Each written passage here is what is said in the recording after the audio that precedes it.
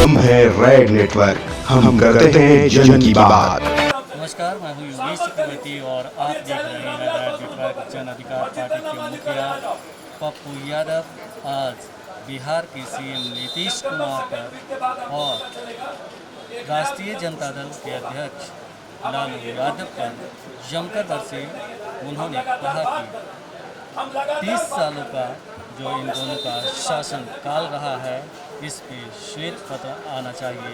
इसके साथ ही उन्होंने आने वाले विधानसभा में मजबूत थर्ड फ्रंट देने की बात कही और उन्होंने दावा किया कि उनकी कोशिशें मजबूत थर्ड फ्रंट देने की जारी है और सितंबर महीने में कुछ बेहतर नतीजा जरूर सामने आएगा।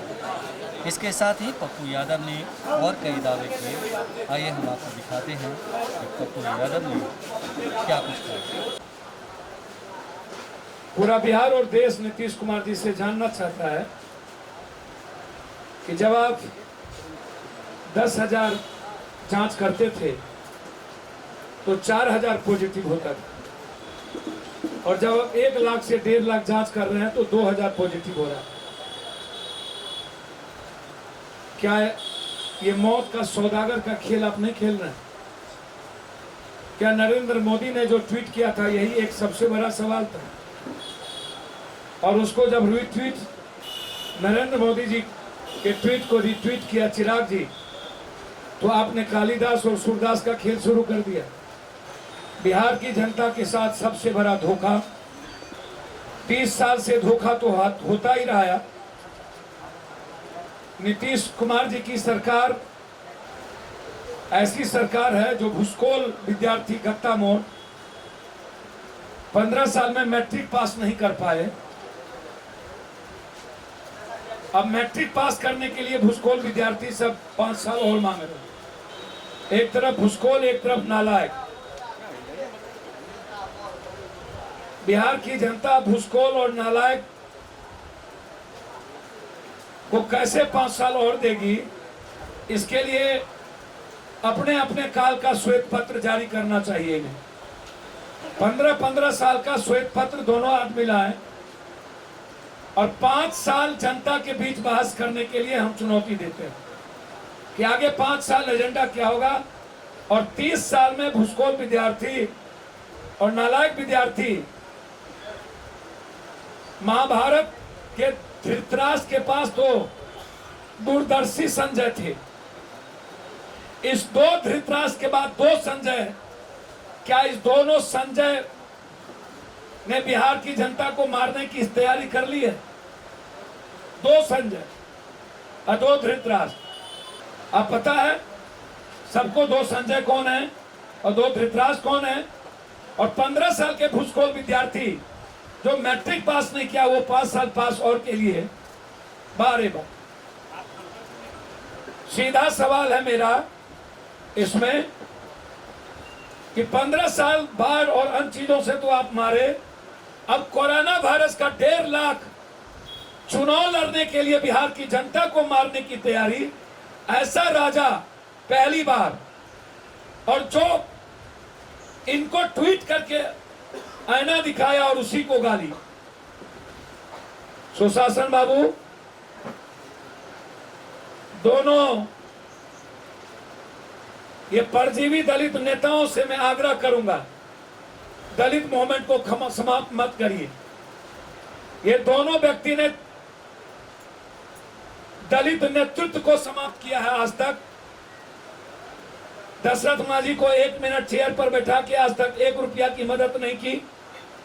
पप्पू यादव को हर महीना 10,000 रुपया दशरथ मांझी के परिवार को भेजना पड़ता है। दूसरी चीज, जीतन राम मांझी को मारने में दोनों व्यक्ति ने, नीतीश बाबू और लालू बाबू के दोनों के गठबंधन ने, एक दलित परिवार का मुख्यमंत्री के कुर्सी पर बैठा था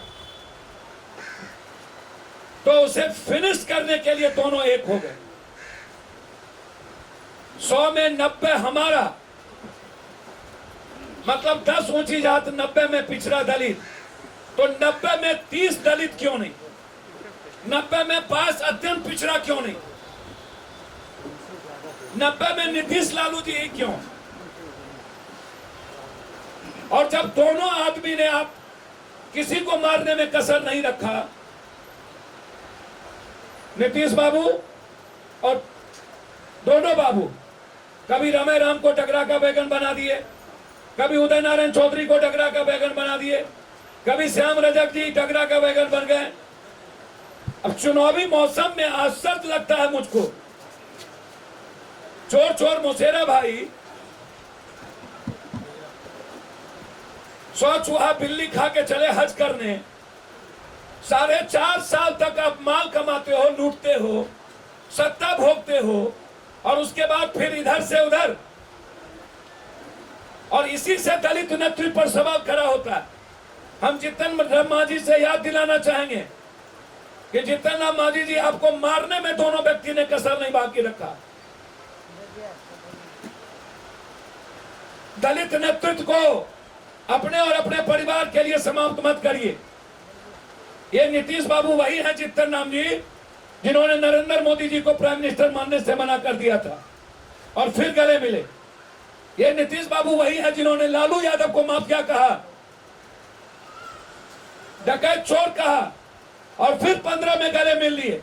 तब लालू यादव जी भ्रष्टाचारी और माफिया नहीं थे। ये बिहार की जनता जवाब चाहती है नीतीश कुमार से। तब लालू जी क्या भ्रष्टाचारी से समाप्त हो गए थे? और दूसरी तरफ नीतीश बाबू लालू यादव के बाद आपके कैबिनेट के डिप्टी सीएम, तब याद नहीं था कि घर में बैठ के ये ट्विटर खेलते हैं। तब आपको डिप्टी सीएम कैसा लगा? ये 2 डिप्टी सीएम, जो एक पेड है आपका, वो बीजेपी नहीं है, वो कंप्लीट रूप से जदयू पार्ट 2 है, जिन्होंने जो गनगोजर है बिहार की जनता के साथ सौदा किया। और दूसरा डिप्टी सीएम जिसको आप 8 साल कहते हैं, अरे सुशासन बाबू आप उस मंत्री को समझाइए, 8 साल का डिप्टी सीएम ही सीएम के साथ काम किया था। आज आपको 8 क्लास कैसे याद आ जाता है?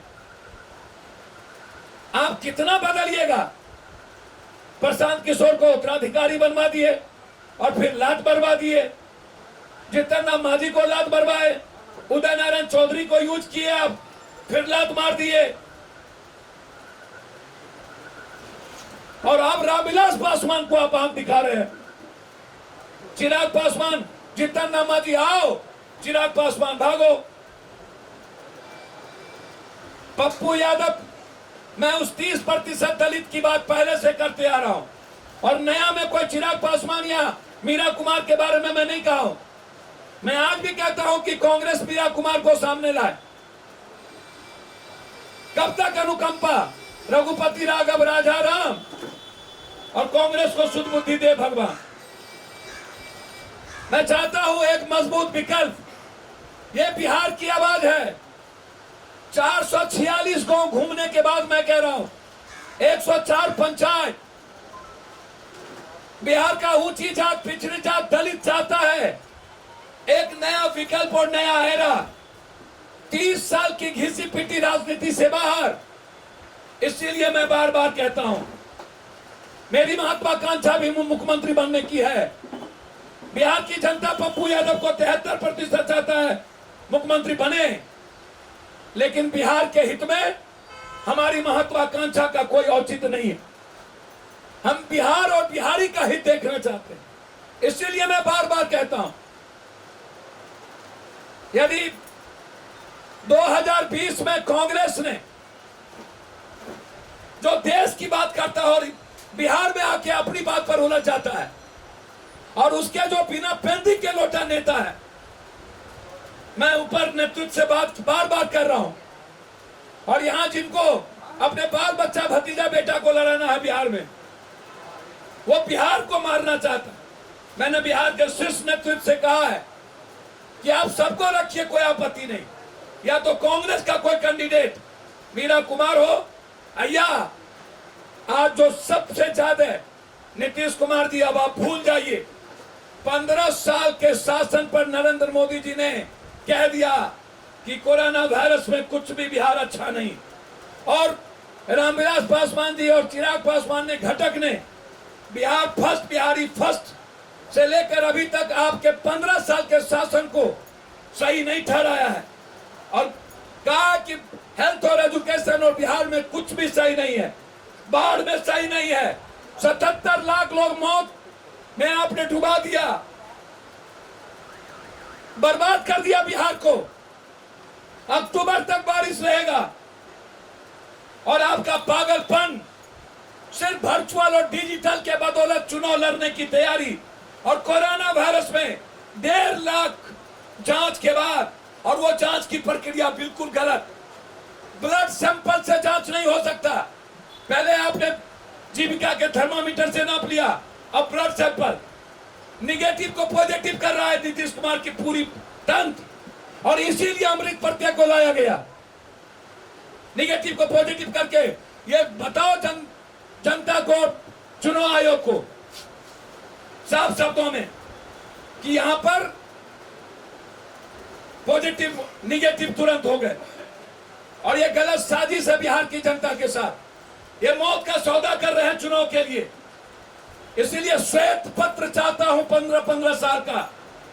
मैं श्वेत पत्र करने को, बहस करने को गांधी मैदान में तैयार हूं। पप्पू यादव और जन अधिकार पार्टी का जो निर्णय था दलित नेतृत्व का, अत्यंत पिछड़ा नेतृत्व का, मैं आज भी तटस्थ हूं, और मैं चाहता हूं यदि रामविलास जी, चिराग जी, आप बिहार और बिहारी के हित में बात करते हैं, यदि आपने आईना दिखाया है तो रास्ते के लिए भी साथ आइए।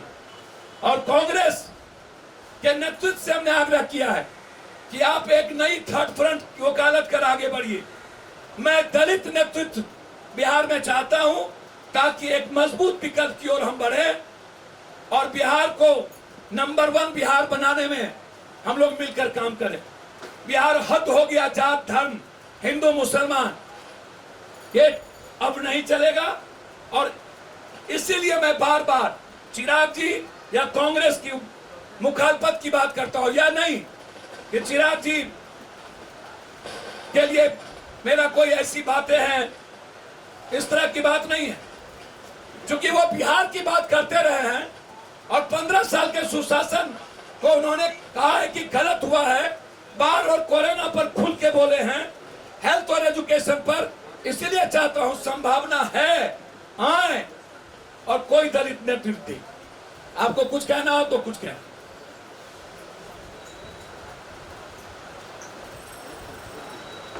आप खुद बोल रहे हैं कि जात-पात की राजनीति नहीं होगी, फिर दलित सीएम को लेकर बात कर रहे हैं। बिल्कुल कर रहे हैं, बिल्कुल कर रहे हैं।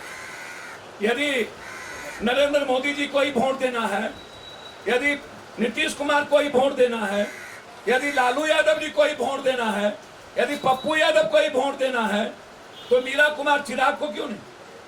और यदि जात के आधार पर ही मूल्यांकन होता है गठबंधन का, तो 28-29% दलित है। मेरा ये सवाल है, मेरा सवाल है 22% अत्यंत पिछड़ा है, मेरा ये सवाल है। और जब ऊंची जात के भाइयों को वोट देना ही है मोदी या लालू नीतीश को, तो फिर चिराग और पप्पू और मीरा क्यों नहीं? ये सवाल है पप्पू का, जात पात का सवाल नहीं है। हम है रेड नेटवर्क, हम करते हैं जन की बात।